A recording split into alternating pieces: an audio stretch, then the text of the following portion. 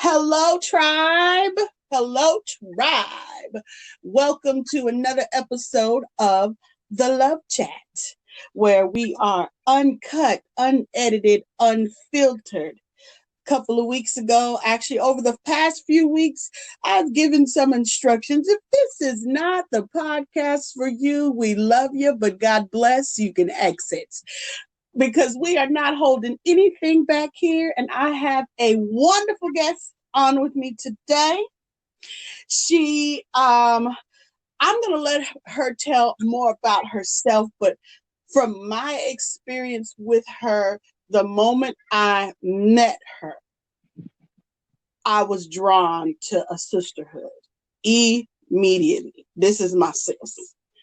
And I know that it was written for us to be that way. The love that I felt is undescribable from her. And I know it was God sent. So I'm introducing to you Quanetta Dunn. Well, hello there. Yes, you are definitely my sister. I think more so because personality matches. We can be a little vibrant and full of life type of people. And So I we get loose. get loose, yeah, with the realness, right? That's what your show is about, and we could be real people with each other. I think that's the best part of our relationship. I think I'm going to need some tissue, but I think I'm also going to need some ibuprofen because I'm going to probably cry and laugh on this episode. Something is so wrong with you. I We feel go it ahead. already. I Get know. your tissue and your IBs, okay? And yes, I have it. I should have took ibuprofen already because I know And how. I should have an ibuprofen before I bust a stitch laughing. Not you. But I know how our relationship is, so That's it's true. gonna be. So for everybody, get the Tylenol, get it together. Right. So as I said before, our show was uncut, unedited, unfiltered. We just about to lay it out, throw it out on the table, and lay it out on the line. And our subject for today is just don't quit. Okay. Now the first thing I want to say is Q. I call her Q, as most of us do. That don't mean y'all can. She'll let you know if you can. Okay. But Q, I appreciate all my guests. This subject is also close to my heart, and I want to thank you for being transparent, and I really honor your integrity and your courage for coming on today. Hi. Thank you. Yeah, this is a pretty good topic. I feel like it's kind of like fit in with my life because Yeah. you know me, I'm a transparent person, girl. I done quit so many times in my life. I've been sick and tired of myself. Okay. You know what I'm Go saying? ahead. Like, you just do. I just get Mhm. tired of it. So I reached a point in my life where I was like, quitting is just no longer an option. Come on. Period. Right. So, at this latter stage of my life, I just realized like there is no reason to quit for one, because if we think about the main source, he didn't equip us with quit. Right. There's a whole, for me, when I think about the times that I quit, I feel like I've kind of aborted some of my purposes and those of other people, right? Because we're created Right. for, other reasons than self, right? So like there's Right. somebody else's purpose that we're supposed to contribute to. So every time we quit, we don't only abort our purpose, but we also hinder or stifle someone else's. You know what I'm saying? Right. So Mm-hmm. when I think about like over the course of my life, one thing we have to remember is that to stay the course and just don't quit, which is our title, right? There's a Right. preparation process, right? And so when I think about preparation, like my husband and I had started listening to this series, and the speaker was talking about preparation as painful, right? It could be perplexing, and Mm. it also sees your ambiguity, right? So those places where we're kind of like I'm not sure, like what I'm supposed to be doing. That happens in the preparation process, right? So Right. when you think about preparation, like I'm a word junkie, right? So with preparation, it's the action or the process of making ready or being made ready for the use of consideration, right? Right. So if there is something that we should be doing or we're called to do something, we have to remember that one, God equipped us and he Mm, called us, and he already considered us for that role or right.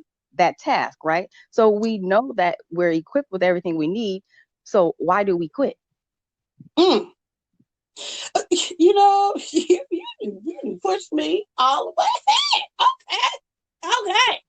So I got to flip my paper. You know, I'm writing my notes and got my notes situation.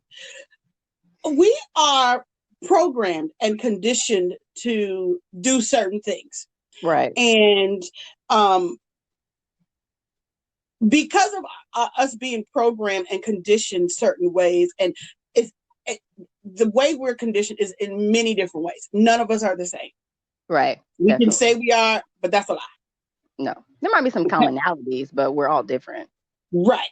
But because of it, a lot of us, the majority of us, continue to identify with someone else's failure that Hmm. way, and that way, and because of that, instead of because we do that, instead of we do it, and we're not recognizing our own strengths and ability to rise and move forward. Definitely. So the fact of the matter is, it's just what you said. When we have to put in our mind, and we have to recondition ourselves. Let me put it that way. Hmm. Recondition ourselves and remember every time that we're reminded that, or we're identifying with someone else's failure instead of recognizing our own strengths, we have to realize that he already considered what he was either putting in us or what he put in us. Definitely. But like, if we So, can be honest, you have to think about it when we're in the midst of some sort of circumstance or situation. It's mhm, easier said than done, right? Because when we're in it, like it's difficult for us to see the other side. Like in right. that series my husband and I have been listening to, he talks about after this, right? And so Mhm, sometimes in the midst of some sort of storm or test or trial, whatever we choose to identify it is, as it's hard for us to see the after this, right? Because you're blinded by whatever is going on in the midst of that. And sometimes, if we could be honest, like we lose our ability to hear, right? To right. hear from the source, right? And Right. sometimes realistically we just 100% become unplugged, Right. right? And so I think Period. that's part of what the problem is. But one thing, like I gained from just doing a little more study is that when we're talking about God equipping us and giving us the things that we need, one thing he does is he uses the situations and the preparation stages to move us from one space that we're in and then to another pace, changing the course, so Mhm, to speak, and into a completely different place. But then it's like if we can't hear, we don't even have the capacity to see that. right. And so when you're talking about identifying with others failures, that's easy to do because we hear all the time Right. misery loves company, right? So it's Right. easier to kind of fit in with the person that's having some sort of struggle than to be the outcast, right? That unique part that you were talking about. We aren't all Right. created the same, we are different. But to be that outcast or the outlier, right, it's hard to do that in the midst of our circles because we want to kind of seem like we're all the same because we want to think that that's what brought us all together, right? Right. But the Mhm. reality is sometimes if we want to use a chicken and an ego mentality, sometimes we egos flying down with the chicken, so you ain't coming. Period. So you want to identify with failures that really probably aren't your failures, but you decided to be complacent and fit in a setting that doesn't even work for you. Right. And you just said, the eagles with the chickens. Some of the eagles, some of us eagles, were raised by chickens. This is Let's just true. be honest. We're not. We think that, and using the excuse, going back to using that excuse of, you know, being someone else's failure, Mm-hmm. identifying with that. We even use that in our surroundings. Well, Mm-hmm. I was born in the ghetto. Right. That don't Victim, mean that you victim by have. circumstance. Right. Mm-hmm. Right. And it's funny because you were talking about being blinded and not being able to hear. Mm-hmm. I think that we fail to realize that that is very highly possible. So we Right. don't prepare. Mm-hmm. That's a part of preparation. The Mm-hmm. old folks are always telling us to put a word in your heart, put a word in Right. your heart. It's Right. that, but we just put it there when it was just about spiritually. It's all of it. Mm-hmm. Right. It's all of it. I need to, because there's going to be there's some psychological things that are going to happen. There's some physical Mm-hmm. things that are going to happen. There's some emotional things that are going to happen. I need to prepare. I need to put some stuff in storage Right. so that Right. And when I it's weird that can't. you say that. Because one thing is like, like as my career, I'm a marriage and family therapist, Mm-hmm. right? So one thing I like to tell my clients is you have to be skillful on purpose, right? You Yes. can't think that just because you've had 20 sessions with me and we've talked about these skills, that it's just going, when you find yourself in a life situation, that the skill is just going to rise up for you. No, you Right. got to be intentional about opening your toolbox, pull out that skill and utilizing it in that particular situation. It's the Mm-hmm. same thing with the word, right? Like, even though we can read the word, you know, there's a practice before the storm, right? Right. So we Right. have to hone those skills. Like, like we don't just because we're saved doesn't mean we're just automatically 100% equipped with faith. No, faith is honed, right? Because Right. I believe that God was going to do something for me and it's happened, right? I believe Mm-hmm. that God was going to save my spouse and it happened, right? I Right. believe that my grandson wasn't going to die because he was born 1 pound, 6 ounces and it did. And God healed him, right? He brought him through and today he's fine. You know what I'm saying? Like, Mm-hmm. so our faith in all of the word that we learn and the skills, it's honed over a period of time. And then there's a place in our lives where it just becomes innate, right? So we don't even second guess, was that God? God said go left. Oh, I know that was God. I'm going left. Right. Right. But in the honing and the preparation process, we we are we see that ambiguity. Like, wait, was that God? I'm not sure Mm-hmm. if that, right? Because we are still in that preparation stage. And Right. that's the thing we forget about. Like, we forget that sometimes, like we do waver a little bit. I mean, I'm just speaking for myself because Right. I like to be honest with myself. Even being saved for like over 20 years, like I don't get it 100% right. Being a therapist for the past 4 years, I'm not always skillful, right? Because I'm human and Mm-hmm. there's times where we have these doubts, right? Right. So at the end of the day, I just feel like we have to just allow that space of ambiguity and allow us to work through that, right? And Right. those are the times where, we're going to see our true strength, like what's really inside of us. Right. Right. Right. And also with preparation, we learn trust. Like Definitely. you were talking, you were saying, you were testifying about the different things you knew God was going to do it, so He did it. But there's two sides of that trust that we Hmm. we don't mention often, and we need to. Yeah, I'll be honest. I'm gonna just put it all out on the line right now. Like this morning, my mother called me and said, "I need you to pray. Your grandmother's not Hmm. doing well, and Okay. she's been rushed to the hospital. I need you to pray." I had to learn, and this took a while. I used to just pray and just be like, "God, fix it," Right. because I know you can. Hmm. But in my growth, in my preparation, I had to learn that my prayer changed, because it also wasn't God, fix it because I know you can. It's also God, even if you don't, I know that you're able. Exactly. That's Because very true. I need you. to do what you see as best. I'm Mm-hmm. trusting you for what you see as best. So maybe he won't, but I Right. know that he can, Mm-hmm. because there's these other things that I've seen him do. When Mm-hmm. and I could just use. I'm just going to use today's situation. I've seen him bring her out of Right. many situations.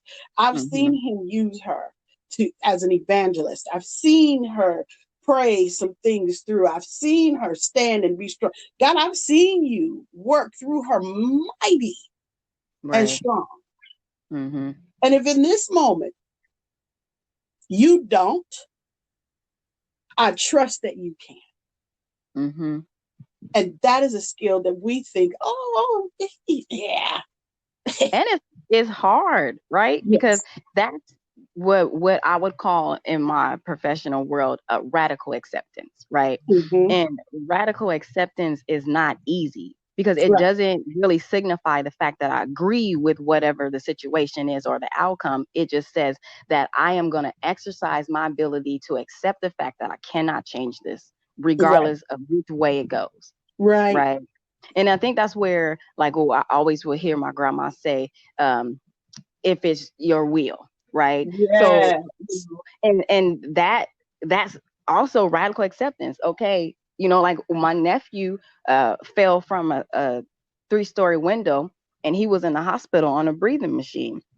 And so, my mom's prayer was simply, if we unplug this machine and he breathes on his own, it is God's will for him to survive.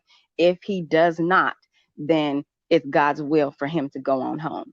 Yeah. And he was strong. I'm thinking, that is cruel. What is wrong with this woman? Right? Like, give Mm-hmm. him a chance. Let medical work, right? Because I was newly saved then. I'm not really understanding. And so when they unplugged the machine and he slowly started to leave us, that was a hard fact for me. Mm-hmm. But then it Mm-hmm. also taught me that no matter what, at the end of the day, God is in control. Period. Period. Period. Point blank. Right? Period. Mm-hmm. And Mm-hmm. there's some things that is just subject to God's will, and we can't do anything about it. When I mean, God is just in control, period. Right. And so only thing we can do is if it is thy will. That's why we can't have our own wills. We got to submit our wills to his, right? Right. Give it to Mm-hmm. God. And at the end of the day, his will is going to be better than mine anyway. Period. Because a lot of mine is going to come out of the flesh because we're going to see with these natural eyes what we might need, whatever. And then we're going to Mm-hmm. ask based on that, depending on where we are in life. Like I know I do Mm-hmm. sometimes. My Right. prayers aren't always of the spiritual need because I Mm. operate in the human. Right. We all do. Right. Mm-hmm. So, but I think if we really think about this thing called life, this journey that we're on called life, we have to realize that God is all knowing. Like when we Right. think of him as being the potter, or I heard somebody refer to him as the master planner, the one who ordained us, like the builder who understands all dimensions of our very being, a creative genius, and someone. The best part I loved about the description I heard as God being a potter is somebody that loves to play with dirt. I was like, Mm. ooh, that's deep. Because when you think about dirt, like not the physical dirt, right? Our dark places, right? Those secret Yes. places, those nasty Mm-hmm. places that I ain't trying to tell you. You know what I'm saying? Well, you are Yes. my too, but you know what Yes. I'm saying. The stuff we ain't Yes. trying to tell some people. They said that, he loves to fashion his clay for his desired outcome and uses. I was like, wow. Mm. I was like, that's deep. That's deep because That's the real deep. thing is every time a potter can go in and recreate anything they want to, right? And they get new uses out of that old vase or Yeah. whatever. You know what I'm saying? They can Mm-hmm. recreate it. And that's the same thing with God. No matter how many times we think we messed up, he's a creative genius, right? He loves to play with dirt. He is not scared of my dirt. He ain't gonna put on gloves to touch me, right? Right. He is going to recreate me and create me for a new use. And it's like, Right. wow, when you think about that, you like sometimes you don't even feel worthy of that. right? Right. But the reality of it is a creative genius is not scared of nothing that we can put before him. Mm, mm, mm.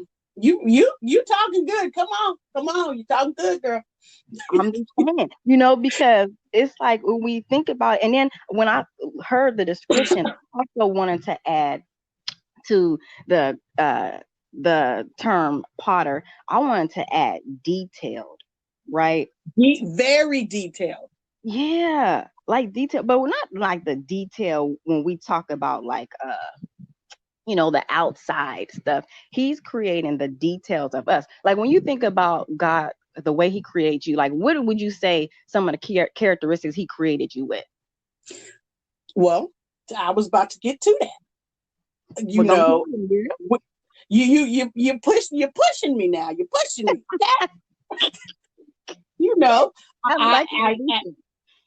I am a wedding and event consultant. I design weddings and events. And anyone who does that, we are meticulous. Okay. You know what I'm saying? We see details, and there's a part of us that kind of zones out into it that no one sees, that doesn't do that. Mm-hmm. When you said he likes to play with my dirt, and that he was the ultimate planner, that's the first thing I said. When I'm getting ready to design a day, just take everything apart, just break it all down, and look at it. Right. I think maybe we're afraid. I think that's really what it is. We're afraid. One thing you said is break it all down and look at it, right? But when you think what God could possibly be thinking, right? He'll break us all down, but only to build us back up.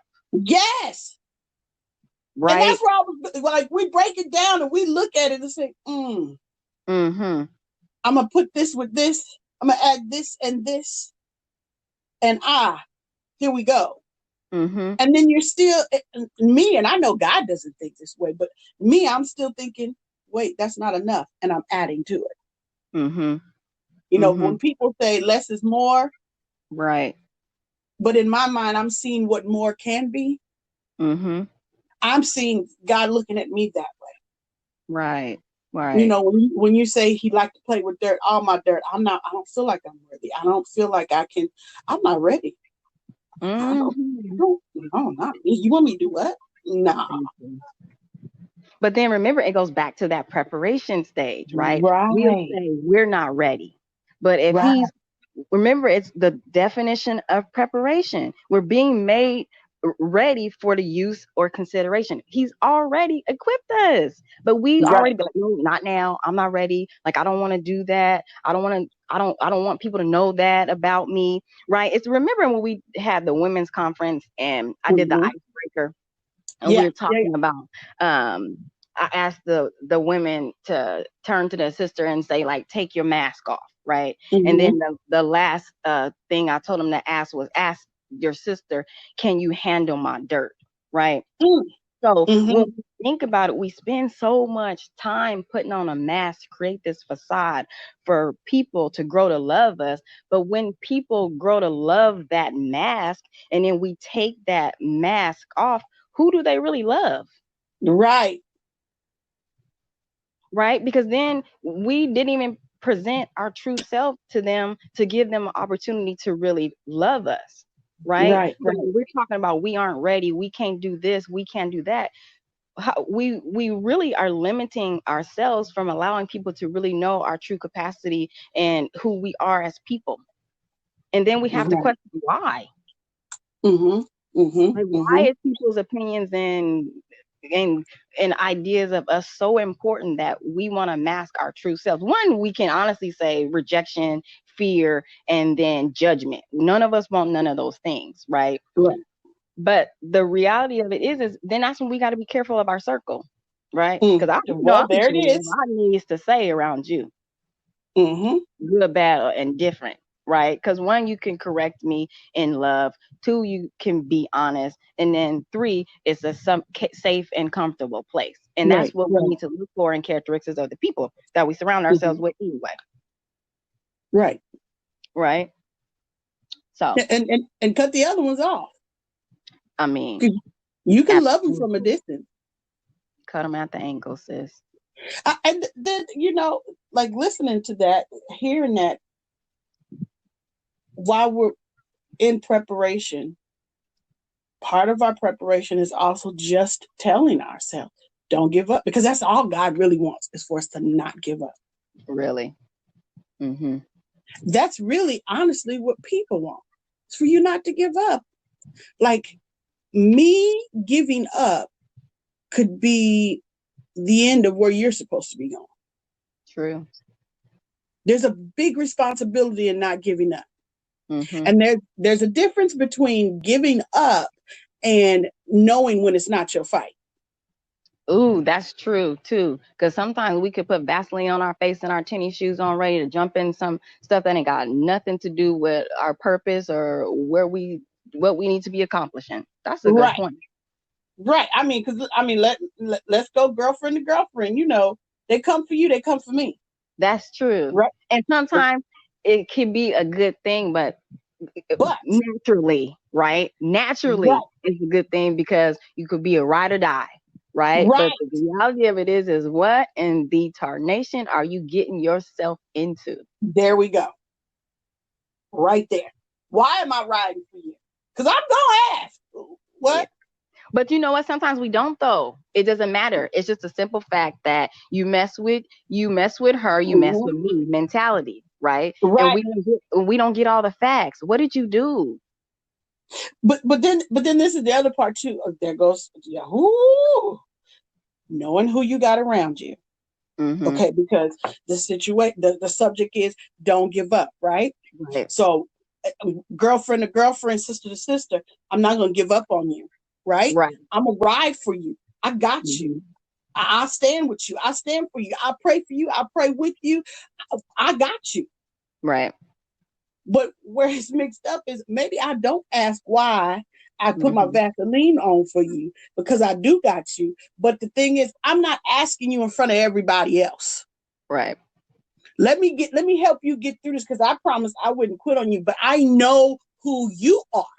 Mm-hmm. And you ain't gonna have me in an entanglement. You're gonna use that, Jada. You ain't gonna have me entangled in a bunch of mess. This be true. So I got you. Right. I'm not gonna quit on you. And I think maybe that's so many of us have picked up in this. You said mask, and I'm gonna tell you, when you did that, you shook me at that conference. Like, you shook me. I went home driving messed up. Okay. But sometimes it's not even us putting on our mask. Sometimes we're vowing not to give up on something that we wasn't supposed to pick up. And then we put a mask on this thing and this person. And we've made it look like what we envision it should be. Right. I agree. And then what? You still talking about I ride or die. They was crazy when you met them. Mm-hmm. But you know what? A lot of times is I like to tell people I'm not gonna be your yes friend, because if you ain't right, you just ain't right. I'm sorry. Like, no, that's not right. Mm-mm. You know, I don't want to make you think that it's okay, and then my thoughts of you are starting to change. Because one thing my husband can say is, when my thoughts change, my actions change. Right. And I got a problem with ghosting. You be wrong with me, no, and I'll be gone. You'll be blocked. You'll be with no announcement, girl. Right? And that's, to me, one, that's a flaw. That's a character flaw. But my thing is, after I told you so many times, I'm not gonna keep telling you. So I will ghost. But I will pride myself on saying that before that, though, I have talked. I verbalized what I felt was not appropriate. Now, if you're going to keep doing the same things and there's no evidence of change, I'm sorry. Like, I will bounce, because I don't want to be that yes friend. I don't want us to think that, that it's cool to do certain things when it's really not, like, but that's not a friend. Yeah, exactly. But a lot of people operate in that, like like that's like you walking out the house and you accidentally smeared one of your eyebrows and we going to get food, I'm just going to look at you for the last hour with your eyebrow smeared, right? I'm gonna be What's mad wrong at with you. you? Why? I'm gonna be mad. Exactly. Then you go home, you look in the mirror and be like, this fool, right? Same thing. Like, we should be able to be open and honest and communicate effectively to people, good, bad, or indifferent. Yeah, it might hurt for you to tell me the way that I talked to so and so was not right. But at the end of Right. the day, that correction is needed, right? My husband Right. has this book, like when we talk about preparation and not quitting. My husband has this book that was written by Bishop T.D. Jakes, right? I think it's called like Mm-hmm. Repositioning Yourself, Living Life Without Limits, right? Mm-hmm. Mm-hmm. And early in the book, there's a section that he talks about intervention. You know, like when we think of intervention, it's like substance abusers and like the family comes together, all those that love the person and they, want to help the person get their life back on course, right? Mm-hmm. So Mm-hmm.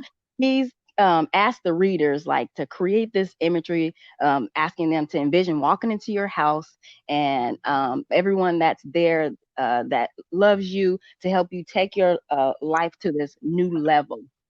Right. So he describes it as taking your life out of this dismissal realm. Right. So, like, with permission to leave. So, getting your life out of this dismissal realm, going to the ordinary, which the ordinary we know is like no special features, there's nothing distinctive about it, into a Mm-hmm. more spectacular realm, right? So being beautiful, eye catching, into a realm of extraordinary possibility, Mm-hmm. right? Which is Mm-hmm. more of a remarkable stage, right?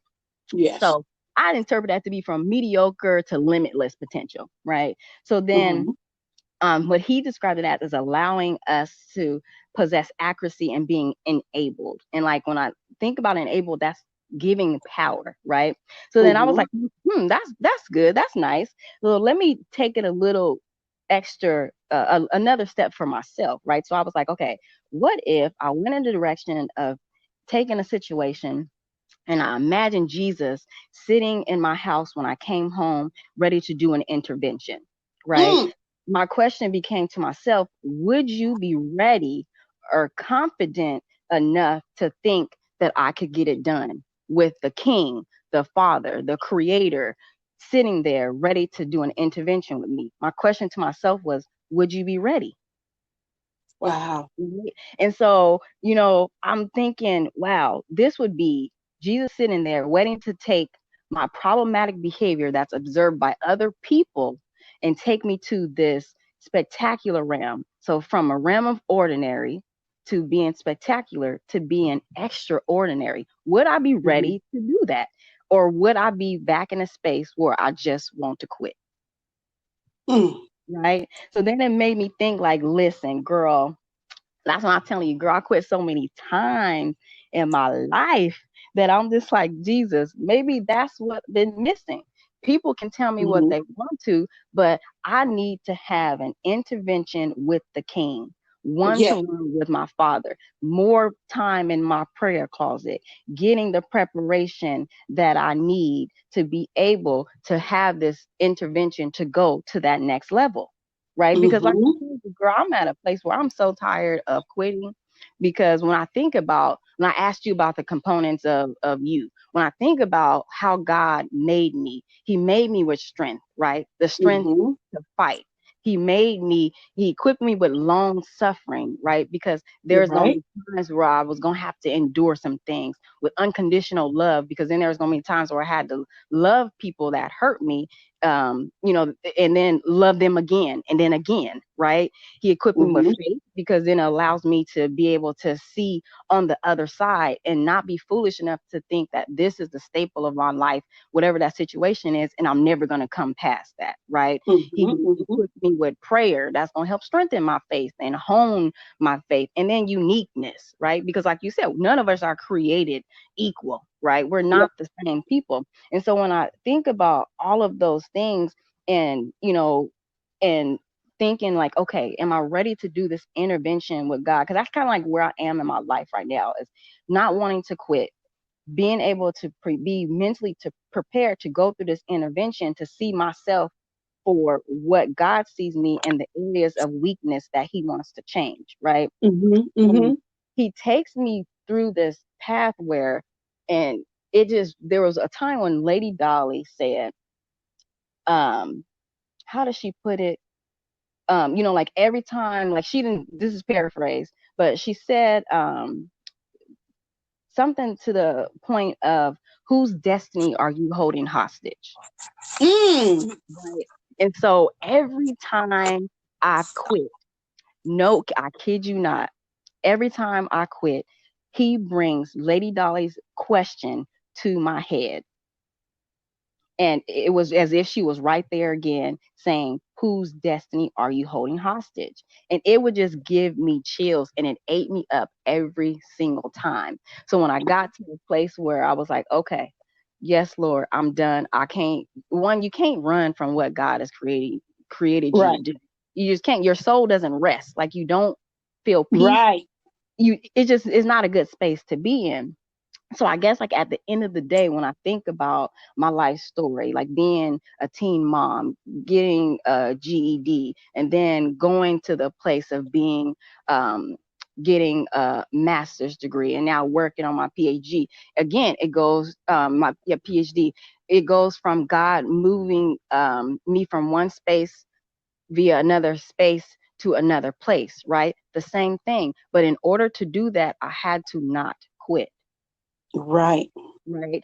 But when I think about all of those things, like God ordained us, right? He didn't equip us with quit, period. Mm-hmm. Like he just didn't. We have all the resources that we need to do the work. So the thing is, let's just get that work, right? Do it. Just Right. don't quit. Right. Like stop, like worrying. My biggest thing was fear. Like I'm always fear. What's on the other side of that? Okay, God, you want me to do that, but what's on the other side of that, right? I have to know all the pieces, right? And Right. that's the problem. God ain't gonna give you the whole picture Right. every time, right? But for me, in my preparation stage, I was always aborting because I wanted to know what is on that other side. That's scary. Like, what's gonna happen? Like, what if I Right. can't do it, right? But remember, Mm-hmm. He's the master planner. He already equipped us. He considered me, he considered you for that particular task because we could do it. We have all the tools we need. So again, my question for me and you is, if Jesus is sitting there ready to do a spiritual intervention when we walk in our house, are we ready? Mm-mm-mm. To- I think the other question might be is, how do I get myself ready for God to And do a spiritual that's intervention? where we gotta be for real in that closet. You know what I'm saying? Mm-hmm. It sounds cliche, but that's the only way to get to him. Right? Right. We wanna be in our word because we too busy to be in the word like we really need to be in the word. Mm-hmm. Period. Right? If we could be honest.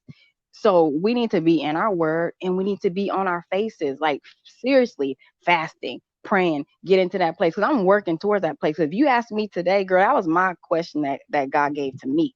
And my question was today in this hour, no, I'm sorry, past me. Right. You know what I'm saying?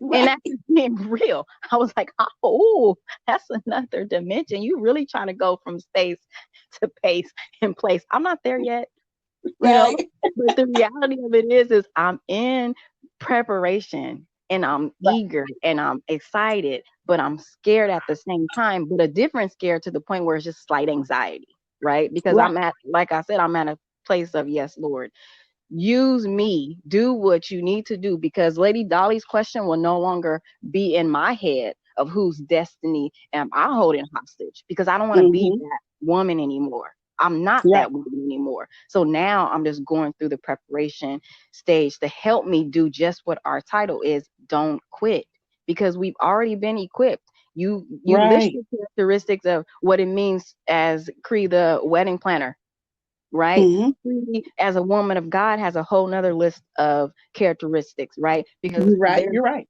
there's different levels and elements to us. So each one of those we've been prepared and equipped with.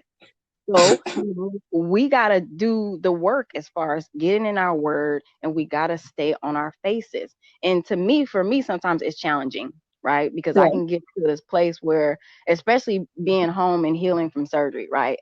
I'm so Mm-hmm. like just tunnel vision by the fact that I don't feel well. But one thing I can say is my prayer life and studying has significantly improved, right? But Okay. before, you know, there's a time where I'm just like, I don't want to do nothing. I just want to be Right. complacent and be stuck, right? What my mom calls it, walking into a situation with your eyes wide open, right? And Mm. you ain't willing to do not a dang thing about it, Yep. right? So if you want to stay stuck, then we ain't got to read. We ain't got to seek God's face. We ain't got to be prepared for no intervention. We can just do what we want to do. And eventually it's going to result into quit, because you're going to get sick and tired and being, you know, like trying to kick against the grain. And eventually you're going to quit. And quit. You're gonna quit, but check this out though. In your quitting, there's so many things that come with quitting that you don't want. There's so many things that come with quitting that is beyond comfortable. And first of all, you can't quit. And in knowing that you can't quit, you have to get used to being uncomfortable with being comfortable. You cannot be comfortable and thinking that I'll be fine. No, that's quitting. If you're comfortable in whatever this is, you quit. Because you have to be uncomfortable with it. When you want more, you are uncomfortable with it. So, but in quitting, there's some things that are it's beyond uncomfortable. There's fear, frustration, the anguish of what if I had have just kept going. Right. The doubt of what's going to happen if I just stay here. The frustration of nobody else is going to come over here with me. That misery loves company. Right. And then that misery loves company. You sitting here miserable, bringing in this company that you don't even want around. Period. But you settling. Quit. Just set up and quit. Yeah, ain't combing your hair no more. Walk around with one eyebrow and funky breath. You quit. You sick. That's a stanky quit. Stanky quit. When you quit, you stink. But you know, we gotta really think about it. To whom much is given, right? Like, right. Much is required. Hard. That's hard. But it's hard, but then at the same time, when you decide that you're not going to quit, because the only requirement really from God is not to quit. He takes care of everything else. He is, would you say, the master artist? Creator, girl. Master creator. He is going to take care of all of it. But we are master planner. Master planner. It's already planned out. Just think about it and simplify it. He made 7 days. Right. He put 24 hours in those 7 days. Simplify it a little further. God focused on me. You coming up my lane. I'm just saying, you know, one thing is I learned this new term, right? What would really help us not to quit is that I learned this term, and it's called pleroma, right? And it's when you talk about pleroma, I heard it explained as to be filled so much until I'm no longer myself. Right? I was like, ooh, okay. So if I'm trying to be prepared for spiritual intervention with my creator, I need God to really pleroma me. Like, I want to be healed so much after leaving his presence that I am no longer myself. Period. So that just simplified. It just says simply God is in control, 100% in control. Now, can you imagine if we really utilize the 100% capacity of our spiritual being, right? We wouldn't have these fears. We wouldn't have these worries. We would be worried about taking off no mask. Girl, we would be so filled that we would just be more focused on doing the work of God, because we know within ourselves that we are filled to the capacity He would need us to do all works that He has created us to do. I'm like, that's You where I'm trying to be. you see what I'm saying? But we got to get out of, and this is, I'm gonna be the what they call the devil's advocate, and Mm-hmm. take a few things and go back a few things. We have to get out of putting on a mask. And Mm-hmm. the mask that I'm talking about is, we're looking at people saying, I'm gonna use myself. I've had people look at me because I laugh, I joke, I do what how I am. But when I'm hurting, it's unbelievable that Right. I've responded in that way. Mm-hmm. But I didn't put that mask on me. I was just Mm-hmm. simply being who I was, Mm-hmm. In that carrying moment. on every time. But Mm-hmm. when there was pain or tears, there have been people that kind of stand back and they don't know how to be, because Mm-hmm. you put this mask on me. I didn't Right. ask for that. Mm-hmm. So if we stop putting a mask on people and even putting on the mask that, oh, I want to do that because they're doing it. Mm-hmm. Or Maybe putting on the mask that we think that other people think we should have on, right? there it Because is. like when you're talking about, someone put the mask on you. Now remember, we have a choice if we gonna wear it or not too. This is the other part.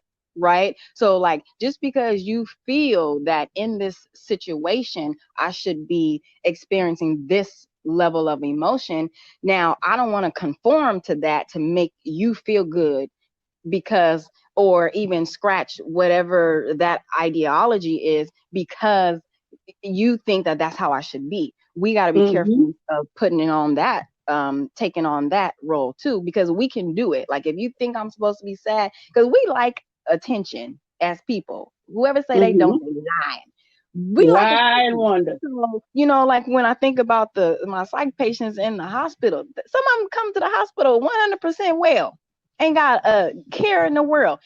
I mean, outside of the needs for what we're supposed to be there for, but they Mm-hmm. like being cared for, right? Mm-hmm. You ain't depressed, you ain't suicidal, but you come into the hospital because you can tell somebody you're suicidal, and then you got a whole team of people that's going to be there to cater to your needs, right? So Right. they put on the mask of being depressed or mentally broken because a need is going to be met, right? You're going to be affirmed as the sick person, and you need to be taken care of. You need support, and we're here for you, right? We got to be careful on putting on the mask that other people show before us too, because when we conform to that, then we're just simply submitting to whatever it is they think we should be doing. So that's a mask too that we got to be mindful of.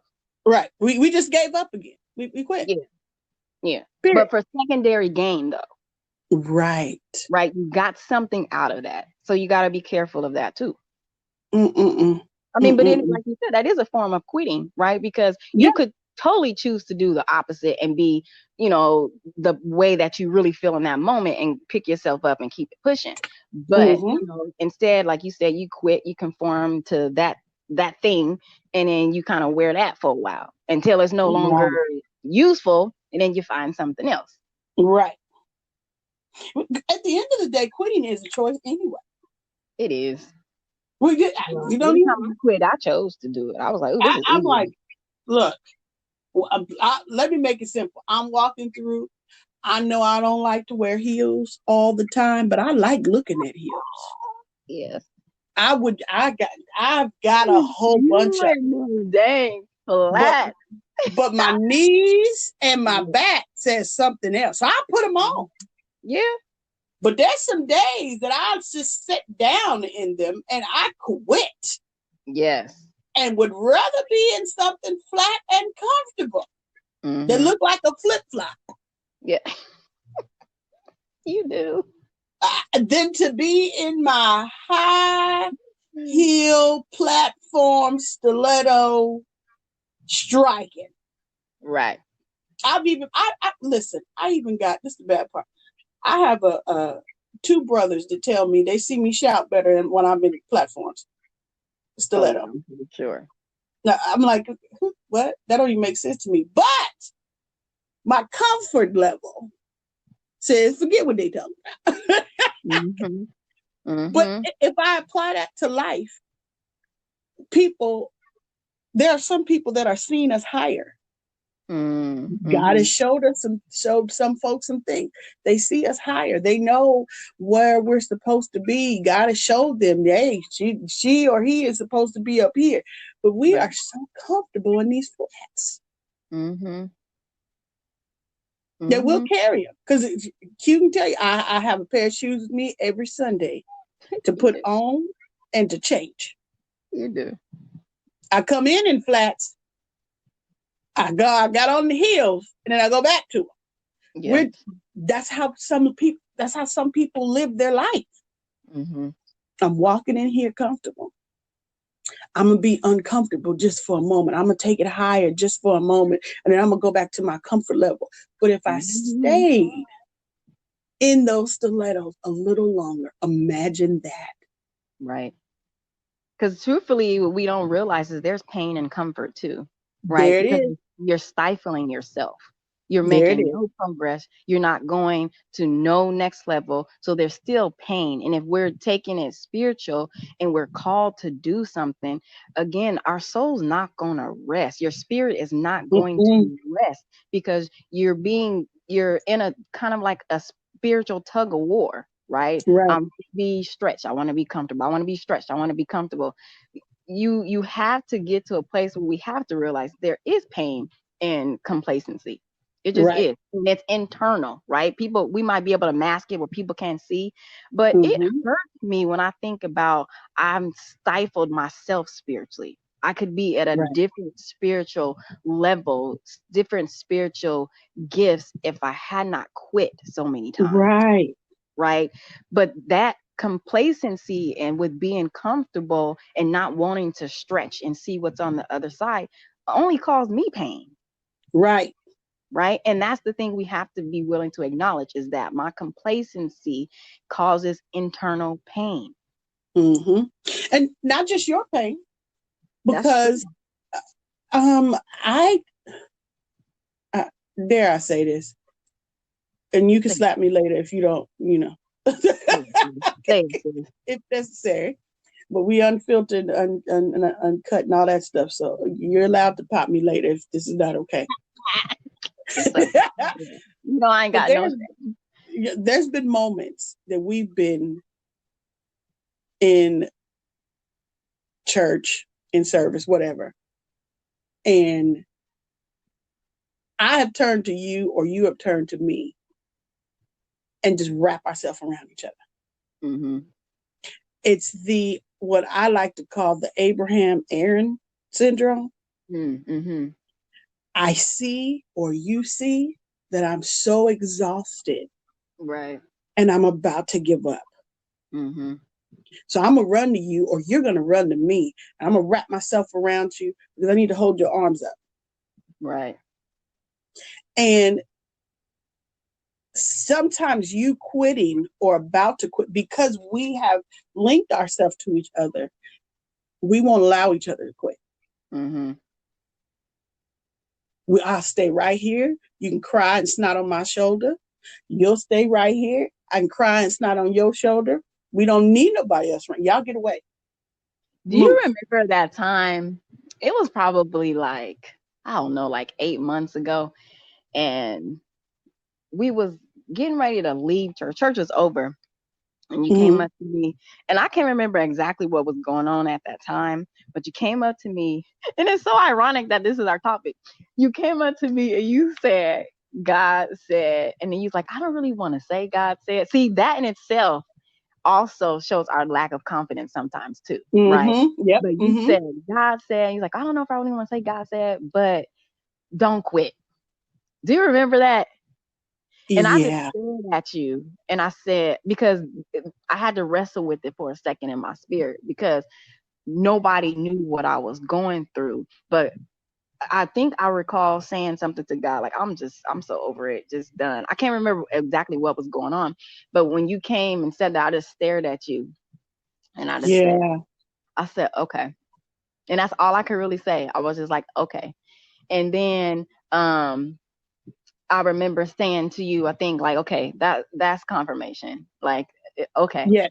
but I couldn't really say anything because I was still warring inside with the fact that, okay, I was at a space and I'm kind of conflicting, not really recognizing the preparation, right? That God is Mm-hmm. having me here, and I'm here for a reason, and ready to quit, which to me, I feel like has been a staple in my life. Like, and I told you, I'm at a place just over this last couple of years that I'm just like, okay, I'm not quitting no more. Like, it's going to be a Mm-hmm. fight, but I'm going to keep going because honestly, truth be told, my spiritual walk is the only place that I quit. Girl, I done got Yeah. went from having a GED to being a teen mom and working on a PhD. Ain't never quit. Right. Never quit, right? Just went through all preparation, hit some spots that was rough, but kept pushing through. But get to my spiritual life, which we know it's always because the devil knows if you turn loose, you Mm-hmm. turn He knows loose. your greatness. Right. And so every other area in my life, I don't quit. But my spiritual life, I always not necessarily quit 100%. Like, I never denounce or walk away from God, but I will just get to a place where I'm just like, whatever. I don't seek more. I don't go Mm-hmm. hard. I don't be consistent, and Yeah. so, or effective, and so I'm like, every other area in my life, I'm very consistent in. And in my walk with God, I will just set it down, Mm-hmm. and I'm just like, I'm so over that. So when you came to me in that moment, all I really could say was, okay, because then I couldn't deny the fact that God heard me. But you know what's so funny? You saying that goes back to when, and look, I already messed up. I messed up 58 minutes ago when normally I ask you to tell a little bit about yourself. We just jumped all the way in. We in 10 feet of water and I don't even swim. Okay. I got you, sis. But that goes back to the beginning when even before this, when I asked you, this is what, and you was like, well, what happened, and what is this? And I said, this is the title, right? And I was like, we gonna pray, That's that part of me that has to know the details. Is there questions? What are you going to do? What are we supposed to do? How long is it? right, right, and we're both that way. That's the funny thing. There's this. I remember the first time I seen you, and you walked past me. You and O walked past, and I said, who is that? And nobody heard me. Mm-hmm. And then it happened again, and nobody heard me. I had to really grab somebody and say, can you tell me who this is? Because I was still new, right? Mm-hmm. Mm-hmm. And for some reason, there was just this connection. I was just like, no, that right there. That's gonna be my sis. Mm-hmm. That moment that you just brought up was the confirmation for me of who we were going to be to each other. Because I was in the same struggle of no, because you said it. I was like, I don't know if I want to say that God said it. But I Mm-hmm. knew it was God. I was in the moment where I'm like, I know his voice, but because this isn't an area that I normally walk in, I Right. quit on you by saying, I don't want to say God said. Mm-hmm. Mm-hmm. Mm-hmm. I held your destiny hostage. But figuratively, right? Because you did what you were supposed to do. I still did. You questioned whether you heard it Right. from the source. That's My, the key right. question. You still did, the job got done. Right.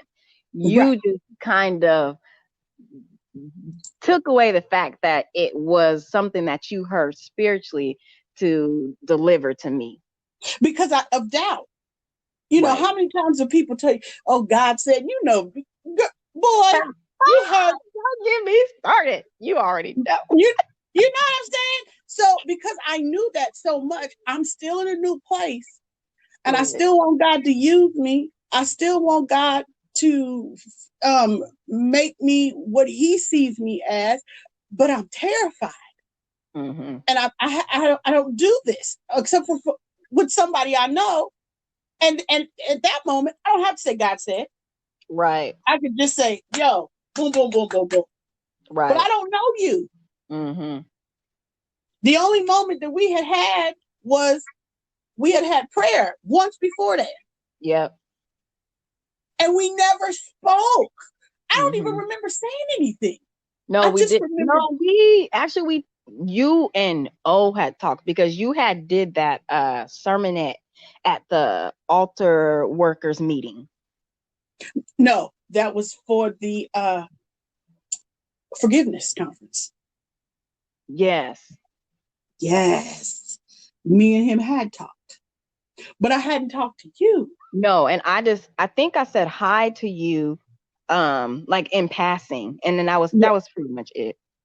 yeah. So there was no nothing there. There was, I mean, there was something there, Mm-hmm. but knowing what it was supposed to be, I didn't cultivate it when I first seen it, when I Right. first felt it. I was quitting. I Mm-hmm. am transparent enough and now grown enough and mature enough to say I quit.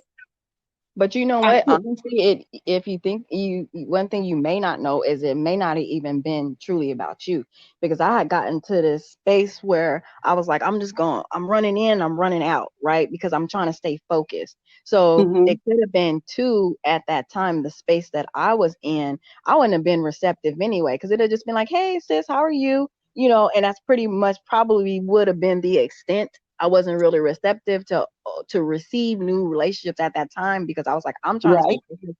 I'm not trying to be involved in nothing. I'm just here, get what I need to get, and I'm gone. You know what I mean? Right. So it Mm-hmm. could have been twofold too, because wasn't in the space where I was trying to kind of intermingle. I'm like, nope, self work, self focus. I'm just in and I'm out. You know what I mean? And that's just where I was. Not saying there was a good space, because I I enjoy fellowship. It's just at that time I was just like, nah, nah, And we boo. get that way. Mm-hmm. Yeah. But Hmm. but the I think for me the reality was I'm saying this and not in a bad way. I don't want anybody to think it's a bad way. I had to recognize it because now I needed to recognize it and then understand that I said I wouldn't quit and that I Right. know he ain't gonna put me in a place where I don't need to be. This is an Right. example in my life of when I questioned Right. and I knew what it was. Hmm. Now I did eventually do what I was supposed to do. Right. But that's the thing. We can't be doing stuff in our timing. Right. There it is, right there. But we You took the do words out of my mouth. It when we wasn't can. about me. Yeah. Because It what if really wasn't somebody needs about me. something in that very moment and you hold that Mhm. key, right? Yep. And then, but we want to do it next week. Hmm. You know what I'm saying? Like, I think about stuff like that. Yep. And then I'll be You like, girl, have what's to. wrong with you? You know, You especially kind like of 'cause God functions with me in visions, right? have. Hmm. And so like I have visions of things that are happening. I mean, some tough stuff. Like I've had visions of people's spouses cheating, and I pray for the wife, and then when God has me, because it's not always every time we have a vision or God reveals something, it's not always about going to the person. But this Hmm. particular situation, I went to the person and she just bawled. And I that's when I knew that God had put us in the same place at the same time for me to help her heal through that in that moment, right? Yep. So Hmm. also, we got to be mindful of timing and doing things when we want to do it opposed to when God has for us to do it. Right. Timing is everything. Hmm. Yeah. I mean, because, if I still just go by me and you, we didn't know each other. But Right. I'm going to say over a course of probably 90 days, there was moments that I've looked up and I'm just so unsure. And I'm just like, maybe I'm not. Maybe this, Hmm. and I could see you. And there was this encouragement Hmm. where you didn't say anything. There was an Hmm. unspoken encouragement. because of a love that God put there. Right. So, when we decide we cannot quit, there's going to be some folks, and I talked about that last episode. There's some folks that are going to be around. I asked for certain people. And it's okay to ask God, Right. put these people around me, and then open my eyes so I can see who they are. Mm-hmm. And in my case, mine's is like you was. I don't want my no yes crowd. I got enough folks saying yes. Mm-hmm. Give me some folks that's gonna say, girl, now Right. you didn't came in here half naked and need to put some clothes on. All that wagon you dragging, I need that. Right. Right. Because truth heals. That's the thing people don't understand. Truth heals. Yes. Yeah, my healing soldiers. Man, you messing me up. I'm saying, I mean, at the end of the day, when we think about just don't quit, there is a formula. You know what I'm saying? We got to understand and recognize that one, God is the master planner, right? Period. Then we got to recognize that there is preparation, right? He's preparing us for something, right? And then, we got to remember too that there is going to have to be at some stage some spiritual intervention with him, right? Because that's where we're going to get the roadmap, the keys to success, all the things that we need to truly be equipped. Because I think that when we're talking about him being a potter, a master planner, the creative genius, that's the part where because remember I said, I heard a speaker say it basically reveals our ambiguity. That's going to show us the parts of us that we're not certain of, right? And that can help build the characteristics, the strength, and all those things that we're going to need to stay the course, right? But we have to not abort prematurely, because again, like I can't get away from Lady Dolly's question. Remember, we're not created for ourselves, right? Like we're here for a purpose. One, to praise and worship God for certain, but then two, our life is a testament to some other person. Like Bishop says, sometimes we're the only Bible that people gonna read. So we have to remember that this life really isn't about us. It isn't. You know what I mean? So when we do this life, we got to do it, like I said with my clients or my patients, we have to do this life spiritually and skillfully, right? Because we don't want to be those people that I have been time and time again and holding someone else's destiny hostage, period. Dang. Okay, so who before we start crying and bringing up stuff, we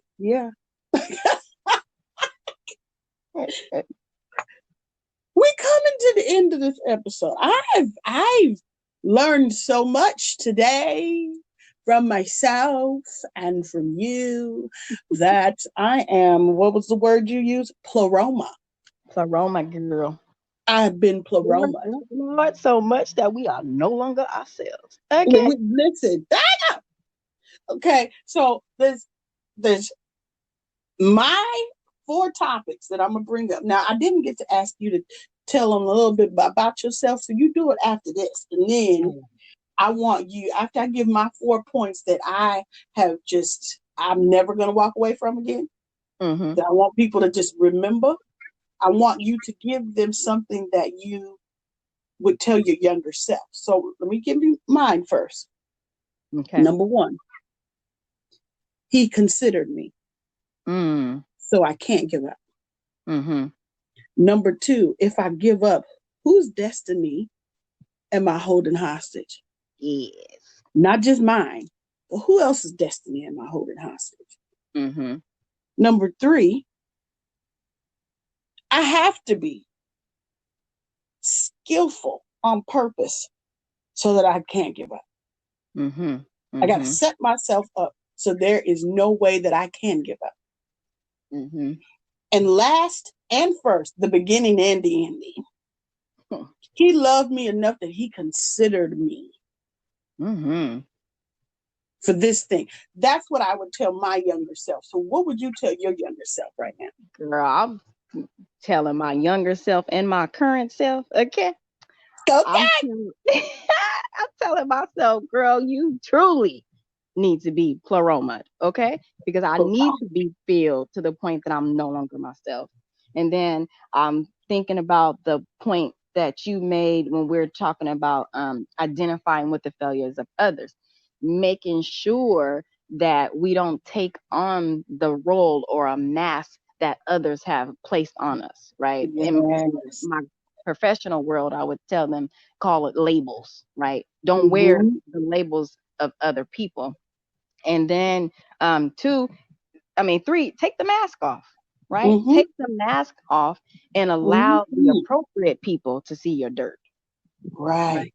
And then also just be ready to have that spiritual intervention, and I think Mm-hmm. it really does start with the question of are we ready? Uh, Come on.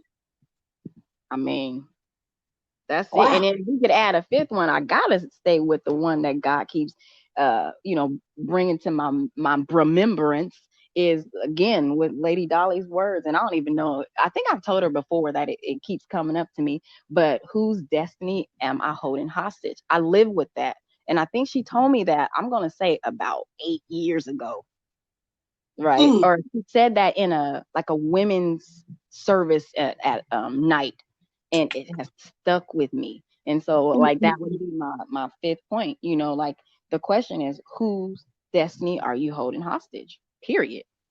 Period. And then Man. we have to remember that no matter what, in all things, all situations, God focused on me, right? And Yeah. God focused on you. Like he's detailed, he makes no mistakes. He knows where we are, and we was going to be at that place at that time. So we just have to get to a point that we have to remember that no matter what, there is an after this, right? He going to Yes. see us through it. We just have to be willing to say yes, understand what that yes means, and don't quit. Right. Man. That's it. This is deep. That's it, I sis. said 10 feet of water we jumped in, right? We jumped in 10 feet of water. Sweet feet. You say you can't swim. I said I got you, so I'm holding you with a life vest. We just gonna wade our way to the side. I'll kick on the back and hopefully don't know water hit me in the face and we'll be all right.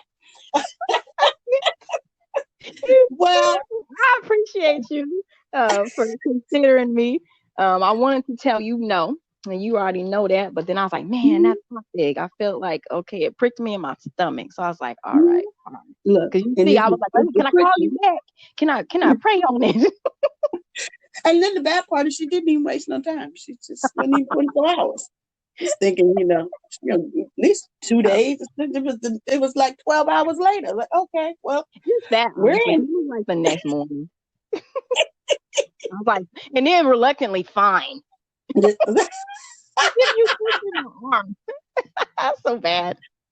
I'm so happy that you said yes. Again, as I said, um, I honor you for your integrity, for your professionalism, and for your courage. And one thing I can say is the immediate connection between me and you, just seeing you, like I said, you passed by on two different occasions. And I think God was saying, I don't want anybody to give you an impression of who she is. I Mm, need you to know her. And I am honored to have you in my life. I'm Period. glad. Thank you, sister. And I'm glad to have you in my life too. We always harp on having the real ones and the true people in our lives. So, definitely we can say that. So I appreciate your ability to handle my dirt and allowing my I got your tab. transparency. So I mean I definitely appreciate our connection. So I'm And look, thankful. I got your towel. I got your towel. Yeah. Girl. And I keep eyebrow pencil in my purse. Okay. So tell everybody where we didn't even get to tell everybody about you. Tell everyone before you tell them where they can find you, who you are professionally and personally, besides just your name. Professionally, I am well, like you said, Quanetta Latrice Dunn. Okay, because Come I on, got the Latrice. name from that man that I married. Okay. And I am a marriage and family therapist. I'm also a registered psychological assistant because I am going to school to become a psychologist, a clinical psychologist. And currently I work for a behavioral health hospital, seeing patients that have mental health issues. And then I Mhm. also work for a agency downtown, doing individual therapy for most of my clients are substance abusers and CPS referred. So Mm. professionally, that's who I am. And personally, I am a wife. I am Mhm. 42. I'm a mother of, we got 6 babies and we got Woo, 7 grandchildren. woo, And we have been married for 17 years. woo. And I am weird. I am quirky. I am a free spirit. Okay. I do not make sense to my profession because I look a little weird sometimes with my colored hair, my gauges, and I'm just full of life. Okay. It makes perfect sense to me. Even I'm glad I got that part of you. Uh-huh. I'm a little weird and quirky, and my mom said you have been weird since you were little. Oh, thanks, I Mom. was like, okay, thank you, girl. She's like, do you never used to wear all black? I was like, girl, I was not goth. That's just black and patent leather shoes because I lived in Portland. Okay. But, I'm done. So I'm a Portland girl. You cannot take the Portland out of me because I'm in California. Okay. Okay. I'm straight Portland. Okay. Well, Portland is close, but it's close to California. I'm just leave it like that. I ain't even going. I don't know because I ain't been there. but, Don't speak but on it, where sis. can Don't speak on it. Okay. where where can everybody find you on social media if they're looking for you? Well, on social media, I don't have a big presence on social media, and I don't know why. Okay. It's okay. I mean, I'm on Facebook as Quanetta Dunn, It's a and Miss Dunn. or Q, simply Q. And the same thing on Instagram, Quanetta Hmm. Dunn, No, QUANETTA, and that's pretty much it. okay. Well, we have come to the end of another episode of Love Chat, where you got to pour into my tribe, that girl. I'm so happy that you came, and I appreciate you. And tribe, this is the end with Quinetta Dunn for now, because she'll be back. Okay, really? Did you ask me? Dang, you were so bossy. You wanted them. That's what you didn't mention. You wanted them bossy friends. Well, FYI, she is too, but we're just gonna leave that there. And I love you. Thank you I for love you coming too. on. You're And welcome. Thanks for having me. tribe, we love y'all. Thanks for tuning in. Until the next time, this is the Love Chat, uncut, unedited, unfiltered. Holla. Holla. Bye. Bye.